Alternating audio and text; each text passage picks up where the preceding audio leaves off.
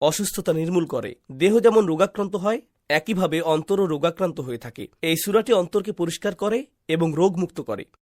আসাস শব্দটি সম্পর্কে আরেকটি খুব সুন্দর এবং চমৎকার মন্তব্য রয়েছে। কেন সাহাবিগণ এই সূরাকে সূরাতুল আসাস বলতেন? রাসূল সাল্লাল্লাহু আলাইহি ওয়াসাল্লামের একটি হাদিস আছে, أسست السماوات السبع والأرضون السبع على قل هو الله أحد।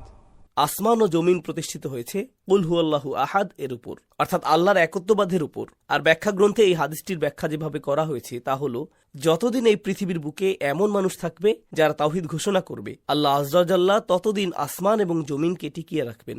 মানুষ যখন শিরক করে এবং বলে যে আল্লাহ সন্তান গ্রহণ করেছেন, অথবা তারা আল্লাহ সম্পর্কে অনুচিত কথা বলে, এ ব্যাপারে আল্লাহর বাণীগুলোর দিকে লক্ষ্য করুন। تكاد السماوات يتفطرن منه وتنشق الأرض وتخر الجبال سبحان الله। আকাশ ফেটে পড়ার উপক্রম হয়, পৃথিবী বিদীর্ণ হওয়ার উপক্রম হয় এবং পাহাড়গুলো ধসে পড়ার উপক্রম হয় যখন মানুষ বলে আল্লাহ সন্তান গ্রহণ করেছেন। আপনারা যারা আলোচনাটি শুনছেন সকলকে আবার আসসালামু আলাইকুম রহমতুল্লাহি ওয়া বারাকাতুহু।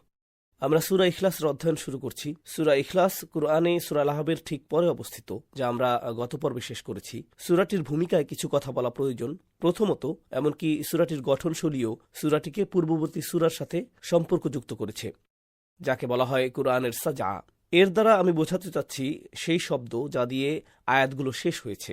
ছন্দময় এক ধরনের অন্তমিল দেখতে পাওয়া যায়। আমরা দেখতে পাই তাব্বাত ইয়াদা আবি লাহাবিন ওয়া তাব মা আগনা আনহু মালুহু ওয়া মা কাসাব সায়াসলা নারান যাতা লাহাব। অন্তমিলগুলো লক্ষ্য করছেন। সর্বশেষ আয়াতটি ছিল ফি জিদিহা হাবলুম মিন মাসাদ। তারপর এই সূরাতে কুল হুয়াল্লাহু আহাদ আল্লাহুস সামাদ লাম ইয়ালিদ ওয়া লাম ইউলাদ। তো ছন্দের এই অন্তমিলটি গঠনশৈলীর দিক থেকেও অব্যাহত রয়েছে, আবার এই ক্রমবিন্যাস এবং ধারাবাহিকতাও বিদ্যমান রয়েছে।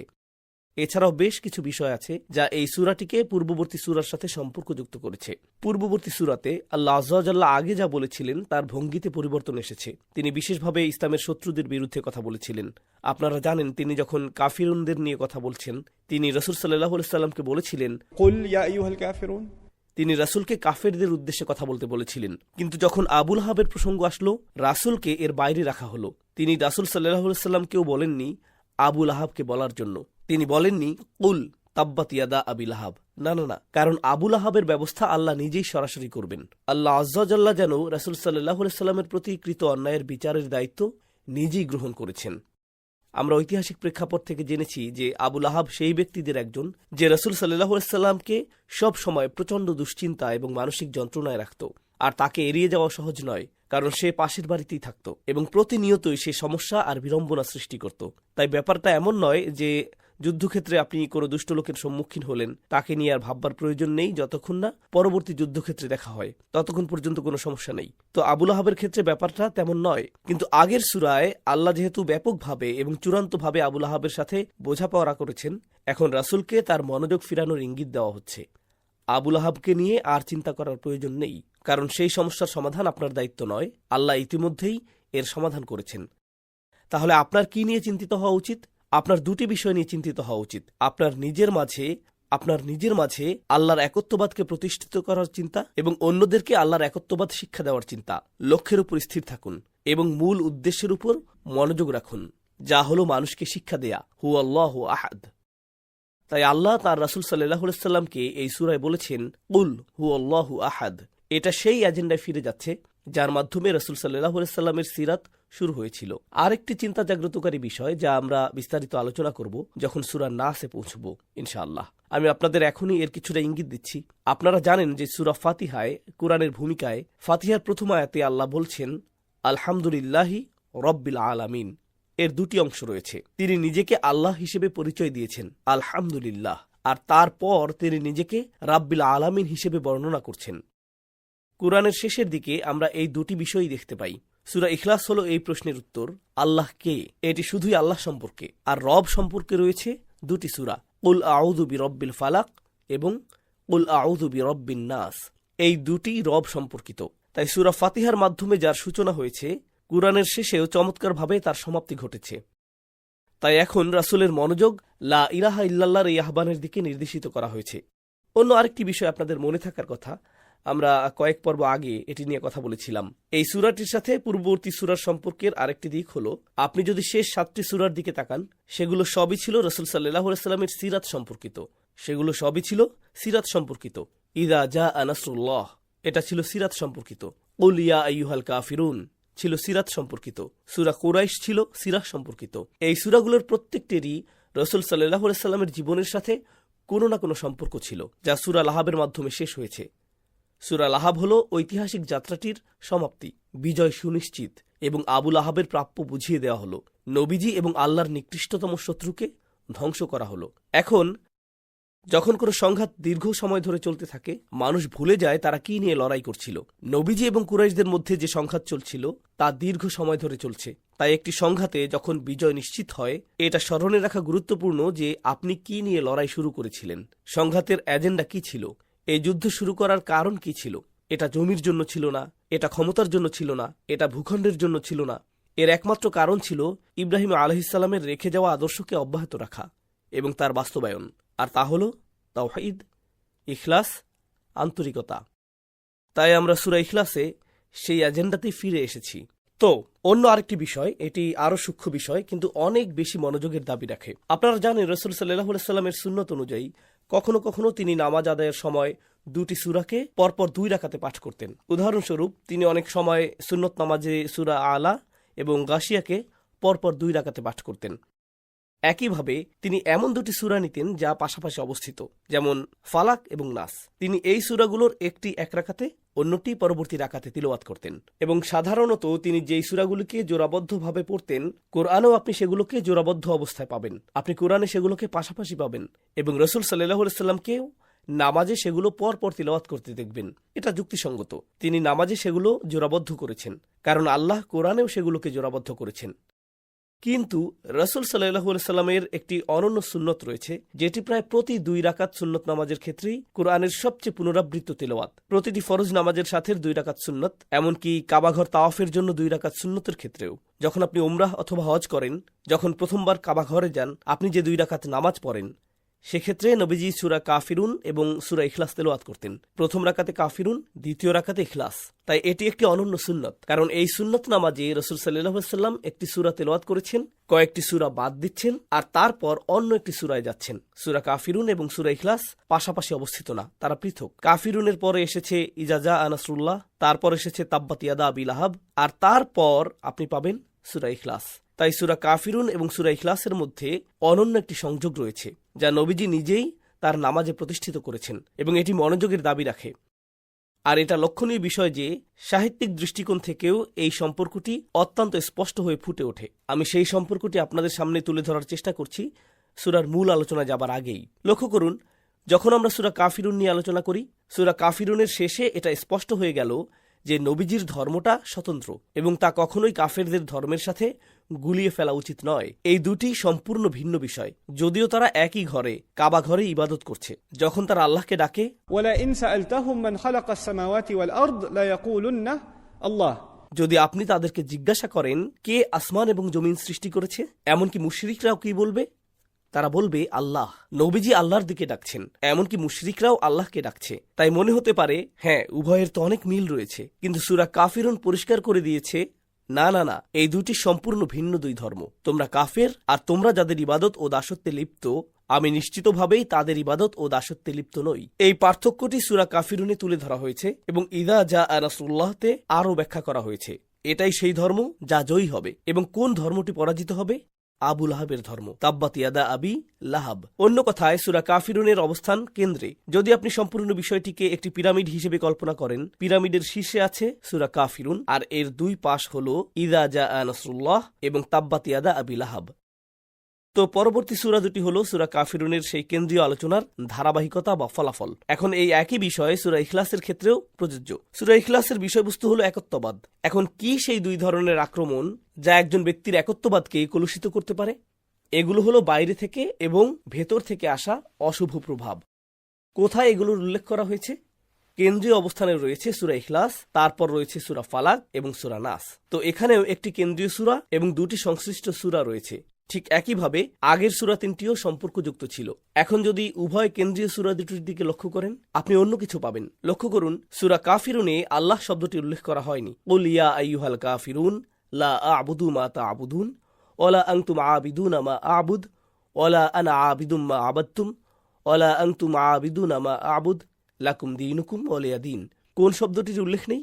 আল্লাহ শব্দটির কোনো উল্লেখ নেই। এমনকি যখন রাসূল সাল্লাল্লাহু আলাইহি ওয়াসাল্লাম বলেছেন আমি যার ইবাদত করি, তিনি শুধু বলেছেন মা আ'বুদু, তিনি আল্লাহ শব্দটি উল্লেখ করছেন না। ওয়ালা আনতুম আ'বিদুনা আল্লাহ, না, তিনি আল্লাহ শব্দটি বলছেন না, তিনি শুধু বলছেন মা আ'বুদু, তাই না? ওয়ালা আনা আ'বিদুম মা আ'বাদতুম, তিনি আল্লাহ শব্দটির উল্লেখ করেননি।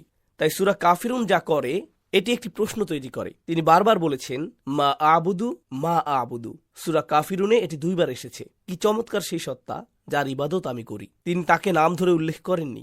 এক্ষেত্রে কোন প্রশ্নটি তৈরি হচ্ছে? তাহলে তিনি কে যার ইবাদত আপনি করেন? এই প্রশ্নটি তৈরি হচ্ছে। আর এই প্রশ্নের উত্তর কোথায় দেওয়া হয়েছে? সূরা কাফিরুনে যখন এই প্রশ্নটি তৈরি হয়েছে, কোথায় এর বিশদ উত্তর দেওয়া হয়েছে?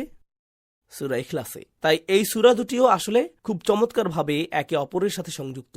অন্য যে বিষয়টি তাদেরকে যুক্ত করে তা অত্যন্ত স্পষ্ট।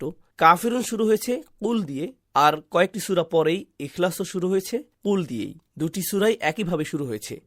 আর সাহাবীগণ যেই সূরাগুলোকে বেশি ভালোবাসতেন এবং বারবার তিলাওয়াত করতেন, সেগুলোকে তারা অনেকগুলো ডাকনাম বা উপাধি প্রদান করতেন।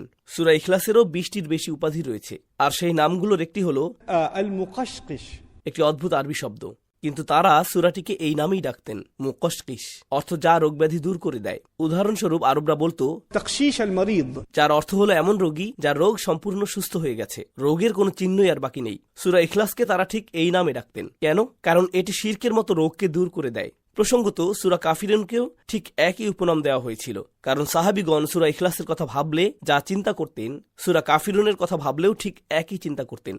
কেন? কারণ এই দুটি সূরাই শিরক অস্বীকার করার ব্যাপারে কথা বলছে। উভয় সূরাই শিরকের বিরুদ্ধে, একটি হ্যাঁ বোধক দৃষ্টিকোণ থেকে, অন্যটি না বোধক দৃষ্টিকোণ থেকে। সূরা কাফিরুনও আল্লাহর একত্ববাদ সম্পর্কেই কথা বলছে। লা আ'বুদু মা তা'বুদুন লাকুম দীনুকুম ওয়ালিয়া দীন। এটিও মূলত একত্ববাদ সম্পর্কিত। তাই এই বিষয়টিও চমৎকারভাবে এই সূরা দুটিকে সম্পর্কযুক্ত করে। এখন এই উপনামগুলোর মধ্যে আমরা 20টি উপনামের সবগুলো নিব না, কিন্তু সাহাবীদের দেয়া চমৎকার এই উপনামগুলোর অন্তত কয়েকটি আমরা উপলব্ধি করার চেষ্টা করব। এর একটি উপনাম হলো سورة التفريد। ফার্দ, অর্থ স্বতন্ত্র বা একক। এটি সেই সূরা যা নিশ্চিত করে যে আল্লাহকে সর্বদা কেবল একক হিসেবেই বুঝতে হবে এবং কখনোই এর বেশি কিছু ভাবা যাবে না। এরপর سورة التجريد, যা আল্লাহর ধারণা থেকে সমস্ত মিথ্যা ধারণাকে ছেটে ফেলে, এক নিমিষেই আল্লাহ সম্পর্কে সব ভুল ধারণা এবং অপতথ্য দূর করে দেয়। তাই এর নাম সূরাতুত তাজরিদ। সাহাবীগণ এটিকে আরেকটি নামে ডাকতেন। নামটি অনেক পরিচিত, আপনারা শুনলে বুঝতে পারবেন। সূরাতুত তাওহীদ, যেই সূরাটি একীভূত করে আল্লাহর গুণাবলীকে এক সত্তা একীভূত করে এবং আল্লাহকে এক ও অদ্বিতীয় হিসেবে প্রকাশ করে। সূরাতুল মারিফাহ, অর্থাৎ আপনি যদি এই সূরাটি না জানেন তাহলে আপনি আসলে জানেন না আল্লাহকে।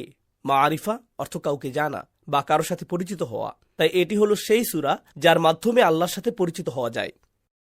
এটিকে সূরাতুস সামাদও বলা হয়। সূরাতুস সামাদ শব্দটি নিয়ে ভাষাতাত্ত্বিক দৃষ্টিকোণ থেকে পরে আমরা বিস্তারিত আলোচনা করব। কোরআনে এটিই একমাত্র স্থান যেখানে এই শব্দটি রয়েছে এবং তা আল্লাহর জন্য ব্যবহৃত হয়েছে। এই মূল থেকে উদ্বুদ্ধ কোনো শব্দ, ক্রিয়া বা বিশেষ্যরূপে কোরআনের অন্যত্র আসেনি। কোরআনের অন্য কোথাও এটি ব্যবহৃত হয়নি। এটিই একমাত্র সূরা যার মধ্যে সমাদ শব্দটি রয়েছে। এর আরেকটি নাম হল سورة الأساس, সারমর্মযুক্ত সূরা। আসাস অর্থ মূল অংশ, কোনো কিছুর নির্যাস, অপরিহার্য বিষয়, সবচেয়ে মৌলিক প্রধান উপাদান।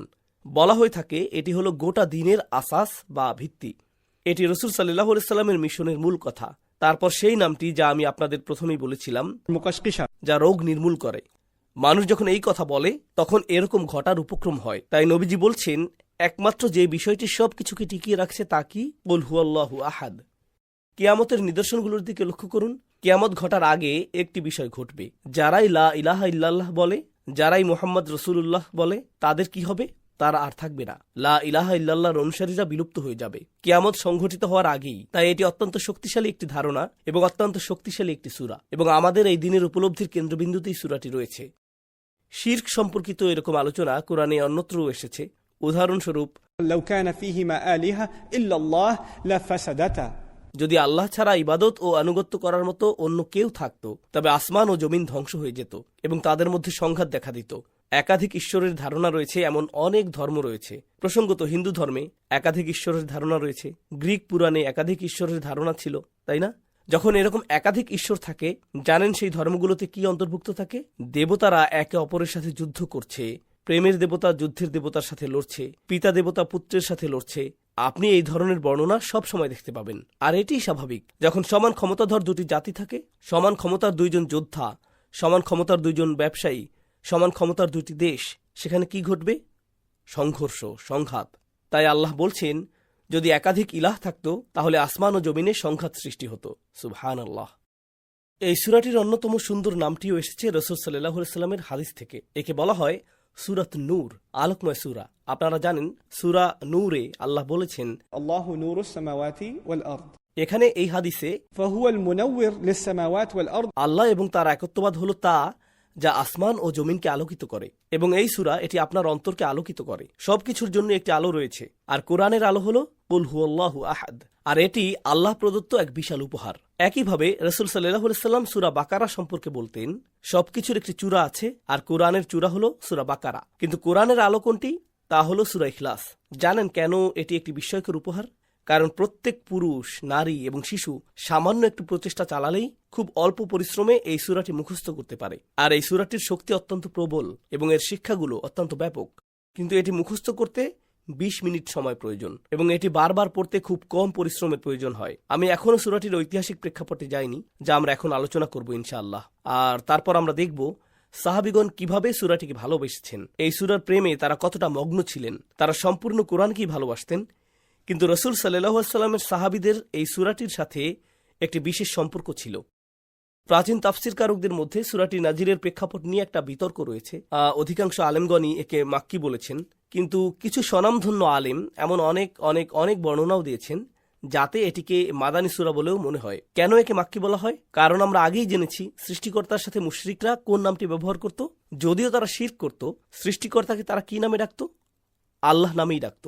আর কোরআনেও আল্লাহ নিজের জন্য সেই একই নাম ব্যবহার করেছেন। কিন্তু মুশরিকরা যখন আল্লাহর কথা ভাবত, তারা এমন সব ধারণাকে তার সাথে জুড়ে দিত যা যথোপযুক্ত নয়। আল্লাহ চান না তোমরা তার সম্পর্কে এরকম চিন্তা করো। তাই যখন রাসূল সাল্লাল্লাহু আলাইহি ওয়াসাল্লাম আল্লাহর বর্ণনা দিতেন এবং তার সম্পর্কে কথা বলতেন, তারা বলতো, আমরা তোমার কথা বুঝতে পারছি না, আমরা তো আল্লাহকে বিশ্বাস করি। তাই তারা বলতো, صف لنا ربك তোমার রবের গুণাবলী বর্ণনা করো, আমাদের কাছে তার গুণাবলী বর্ণনা করো। তোমার এই রবকে আমাদেরকে কিছু বর্ণনা দাও। أم من ذهب أم من فضة তিনি কি সোনার তৈরি? তিনি কি রূপার তৈরি? কেন তারা এরকম কথা বলতো? কারণ এগুলো তাদের কাছে মূল্যবান, তাই না? আর তাদের দেবতাদেরকে এই ধরনের মূল্যবান ধাতু এবং মার্বেল পাথর দিয়ে তৈরি করা হতো। তাই তারা বলতো, আমাদেরকে সৃষ্টিকর্তার কিছু গুণাগুণ বলো। তারা মূলত শারীরিক বৈশিষ্ট্যের অনুসন্ধান করত। তারপর তারা বলতো আনসিবহু, কারণ আরবদের জন্য বংশপরিচয় খুবই গুরুত্বপূর্ণ। তাই তারা বলতো তার বংশপরিচয় কি। একটি বর্ণনা অনুযায়ী এক মুশরিক রাসূল সাল্লাল্লাহু আলাইহি ওয়াসাল্লামের কাছে এসে বলেছিল, আচ্ছা, আল্লাহ সবকিছুকে সৃষ্টি করেছেন, ফামান খালাকাল্লাহ, তাহলে আল্লাহকে কে সৃষ্টি করেছে? নবীজি রাগান্বিত হলেন, তিনি অসন্তুষ্ট হলেন। হাদিসে এসেছে জিবরাইল আলাইহিস সালাম নবীজিকে শান্ত করলেন এবং তাকে এই সূরাটি প্রদান করলেন, কুল হুয়াল্লাহু আহাদ। অনুরূপ আরেকটি বর্ণনায় একজন ইহুদির উল্লেখ রয়েছে। নবীজির জীবনের মাদানী যুগে ইহুদি সম্প্রদায়ের একজনের উল্লেখ রয়েছে। এ কারণে কেউ কেউ এটিকে মাদানী বলেছেন। অন্যরা বলেছেন এই সিফলানা রব্বাক, তোমার রবের গুণাবলী বলো, আমাদের কাছে তার বর্ণনা দাও। এই বর্ণনাগুলো মাক্কি যুগের। তাহলে কিভাবে আমরা উভয়টিকে মেলাবো? কিছু আলেম উভয়টিকে মেলানোর চেষ্টা করেছেন এই বলে যে সম্ভবত এটি দুবার নাজিল হয়েছিল, যা অবশ্য অধিকাংশ আলেমদের কাছে গ্রহণযোগ্য হয়নি। অধিকাংশ আলেম এই মত গ্রহণ করেছেন যে এই দুটি বর্ণনাই সঠিক এবং বিশুদ্ধ। আর এগুলো বোঝার উপায় হলো, কখনো কখনো নবীজি একটি সূরা তিলাওয়াত করতেন, আর এটি এমন একটি সূরা যা মক্কার সাহাবীগণ অনেক অনেক অনেকবার শুনেছেন।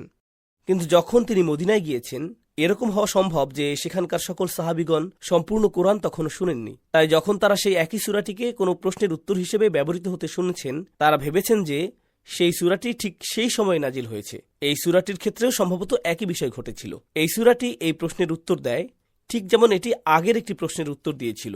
একই রকম অবস্থা একটি বিখ্যাত বর্ণনাতেও পাওয়া যায়। আপনারা সূরা আলে ইমরানের এই আয়াতটির কথা জানেন, وما محمد إلا رسول قد خلت من قبله الرسل মুহাম্মদ সাল্লাল্লাহু আলাইহি সাল্লাম একজন রাসূল মাত্র, আর তার আগেও বহু রাসূল গত হয়েছেন।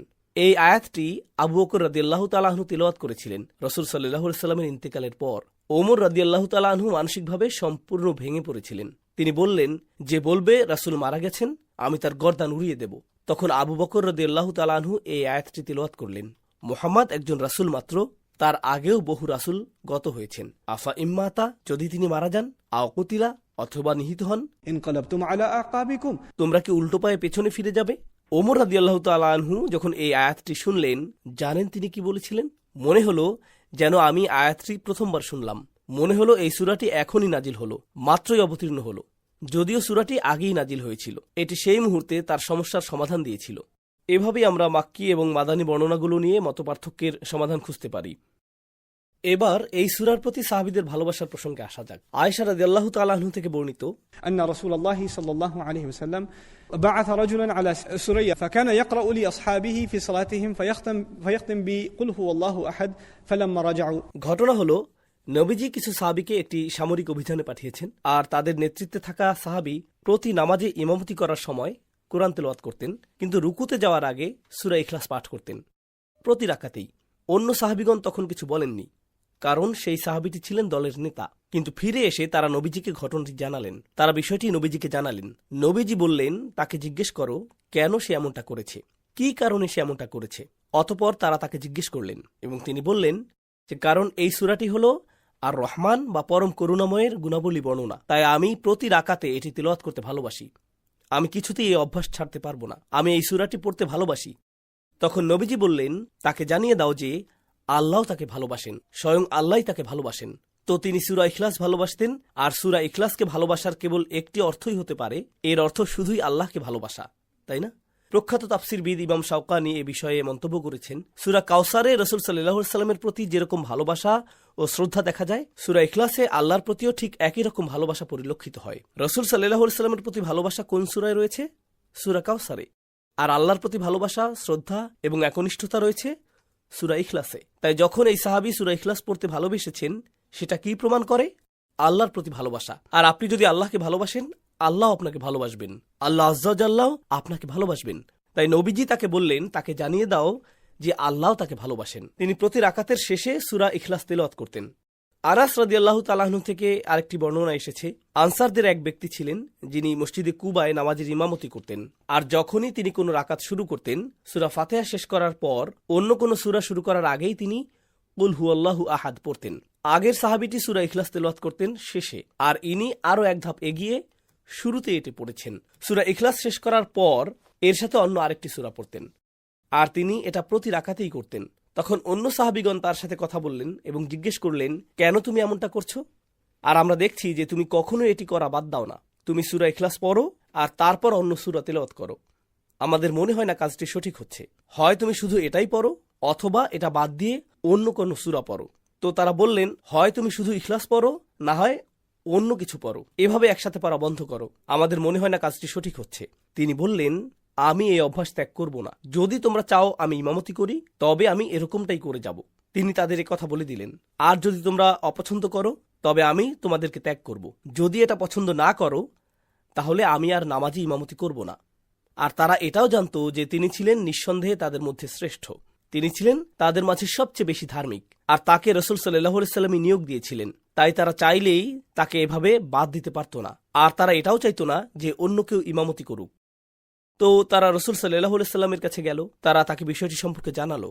রাসূল সাল্লাল্লাহু আলাইহি ওয়াসাল্লাম বললেন, তোমার সঙ্গীরা যা বলছে তা করতে কিসে তোমাকে বাধা দিচ্ছে? এতে এতটা জটিলতার কি আছে? আর কেন তুমি প্রতিটি রাকাতে এই সূরার মাঝে আটকে আছো?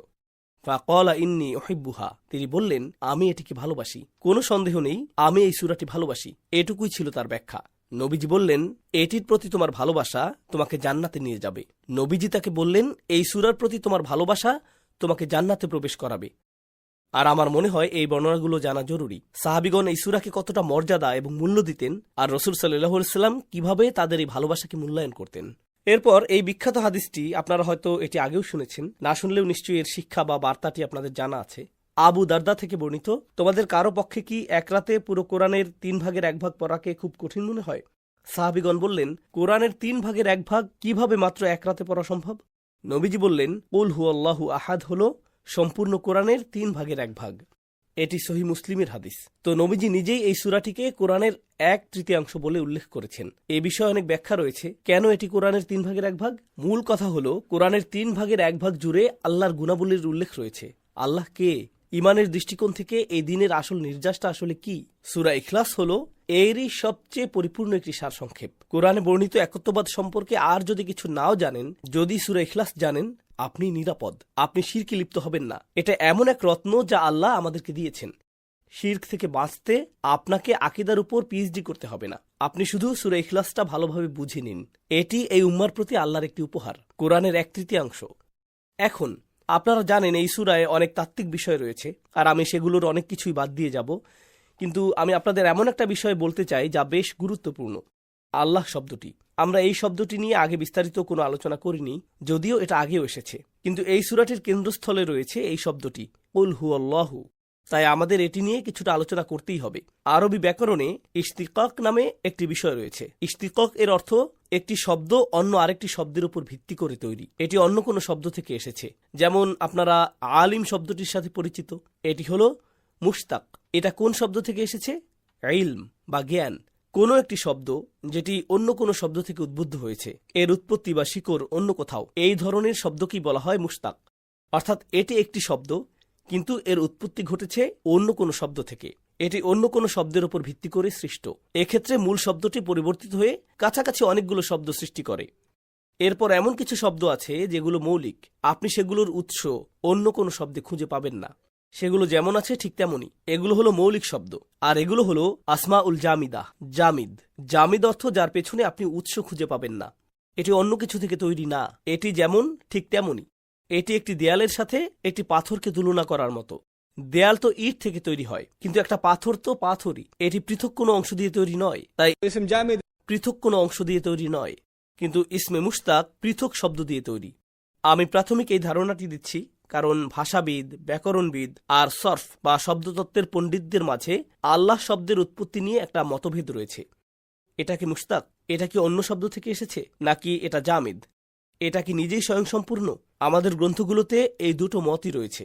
দুটো মতই অনেক বড় মাপের চিন্তাবিদগণের থেকে বর্ণিত হয়েছে। তাই আমরা বলতে পারি না একটি ঠিক আর অন্যটি ভুল।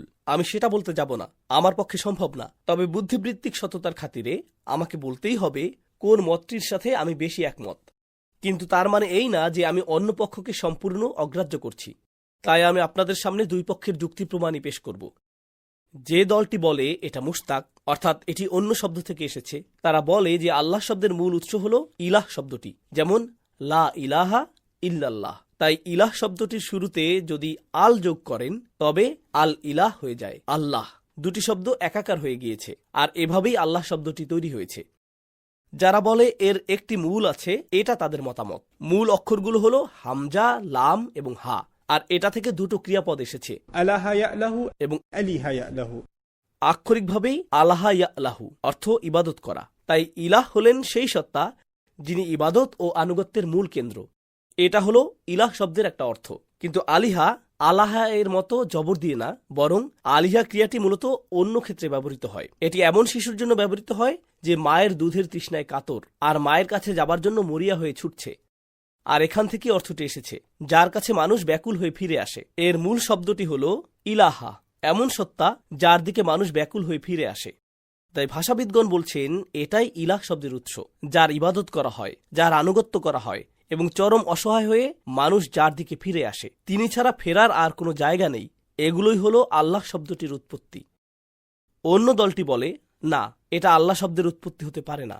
আল্লাহ শব্দটি আল্লাহর জন্য ব্যবহৃত সার্বজনীন শব্দ, এবং এটি কেবল আরবি ভাষাতেই সীমাবদ্ধ নয়।